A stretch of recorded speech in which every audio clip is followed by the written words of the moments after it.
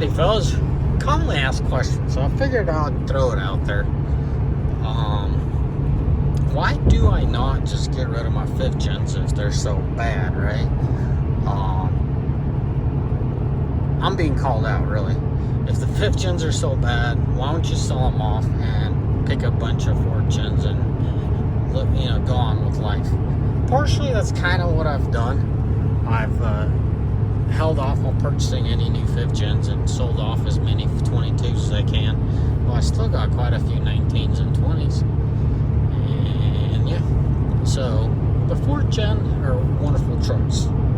4th gen, if I was a guy that was getting into the industry of an industry that required a diesel truck, I'd definitely buy a 4th gen over the 5th gen if my livelihood depended on them. Well, why don't you practice what you preach, Paul?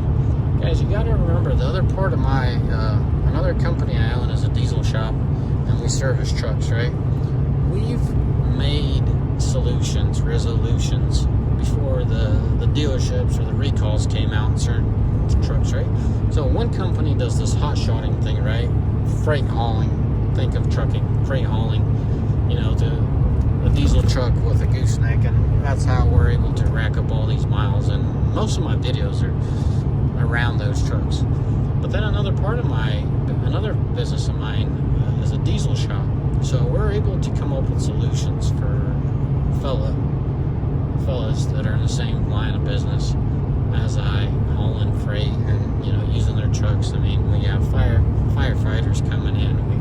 We got all sorts of scenarios, right? But diesel trucks, we come up with solutions before the manufacturer even releases a recall in a lot of cases. If it's some minor, let's go back to the 4th gens. The 4th gens came out, and the track bar that went from the pitman arm to the steering knuckle came loose. I came to the dealership, I'm like, y'all need to get a hold of Chrysler and tell them to get their stuff together, because this is life and death. When that collar starts going loose on you and you're starting to lose the grip on it, it's just a matter of time where it undoes and you lose full control of your vehicle. Like, what y'all doing? And I got looked at like a crazy dude and dismissed. 4 years later, I finally got a letter in the mail saying, hey, your vehicle has a recall. I'm like, oh my goodness, y'all gotta be joking me, right? And their solution at the time was just to tack weld the nuts on those, the choking collar, right? It's stuff like that. And sometimes it's life and death, but sometimes it's an easy little fix, and it prevents so much headache. So another side of the story is the fact that I get to save so much time. Now imagine you go out there, you're always going through these marketplaces and all these dealerships and all this, right? All this hassle of used vehicle. You never know how that vehicle was used. You don't know if someone abused it and now because a detail job does wonders with the vehicle. Not everything could be. The whole story can't be told at a quick glance. So you guys gotta consider that too. There's a lot of reasons why I stay from used vehicles. When I purchase vehicles from my company, they're always brand new, unless I'm getting some smoking deal on a used vehicle and I'll pick them up. Those are selling. Those are very rare cases. 99% of the time, I'm ordering the vehicles or I'm picking up brand new from the lot, specifically to get broken in and maintained right, and they have served me well. All my vehicles, but the 22s, have served me very well. And right now, we believe we found the issue with the 22s, and we're testing it. It's one thing to speculate. It's one thing but we feel pretty comfortable with the diesel shop. We found the issue with the 22s with their engines. So it's being tested right now. I would never have that opportunity if I didn't have a 22 with high mileage. I'd never have that opportunity. And guess what? You can only run so long from your fears before you're still going to have to deal with them. So be a wise man strategically. Execute your plans. A guy like me that needs to consistently buy vehicles, right? Because the industry is down, I'm in no rush to buy new vehicles, but it's only a certain amount of time where my whole fleet gets really high mileage, and it's not a good scenario to be in. But the fact that other side of the story is refurbish, recover, restore, whatever you want to call it. The old fleet, yeah, that helps. But everyone's situation's different. Now, if I was just one-man show and I needed one truck to operate, yeah, I'd go buy me a Ford Gen and move on with life. But a guy like me that consistently needs to buy stuff, I need to be forefront and working forward and understanding the new stuff. Because digging through all the old stuff, that's a lot of time wasted.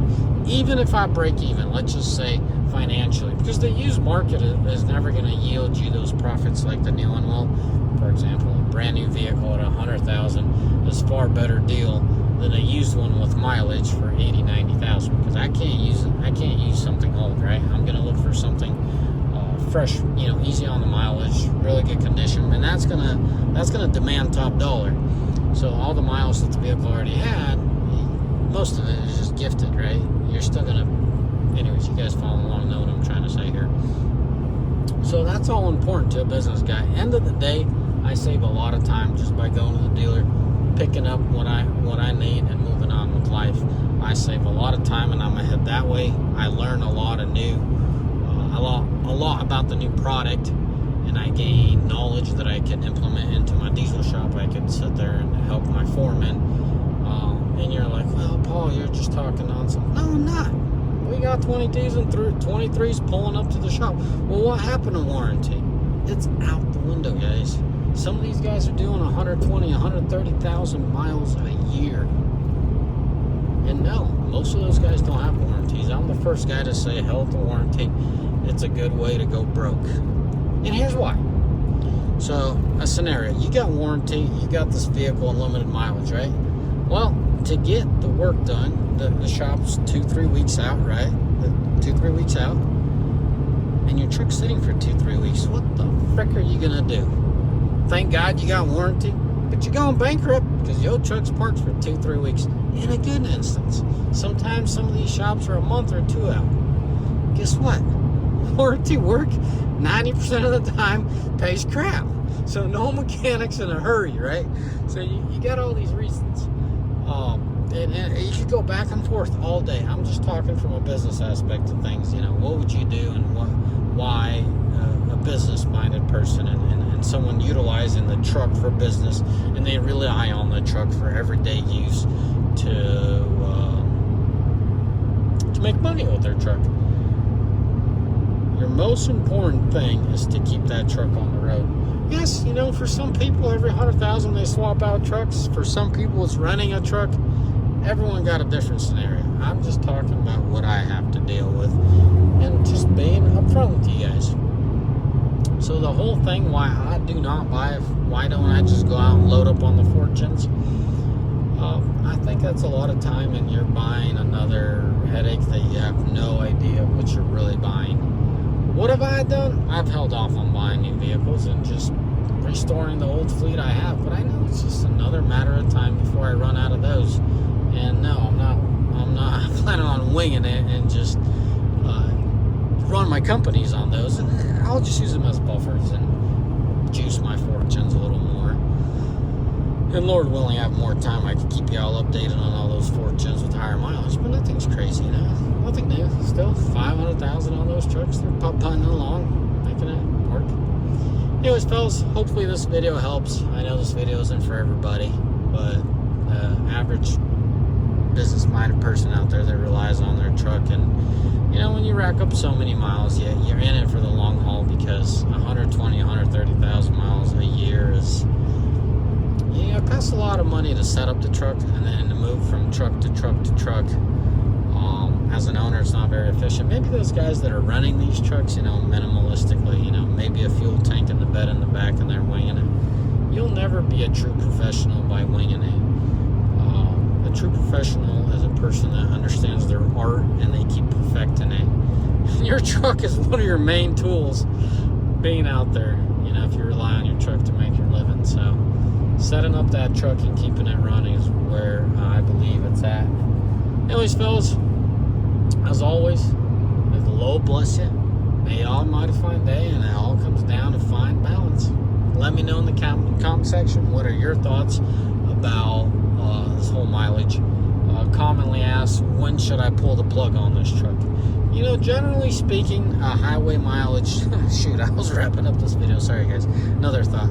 That's an important one, and I think this is a bonus thing for a lot of these people. You know, that are still watching this video. What's a good mileage to pull out of a truck? It's 300,000, guys. An average Hotshotter that pulls, you know, 15 to 20,000 behind that truck.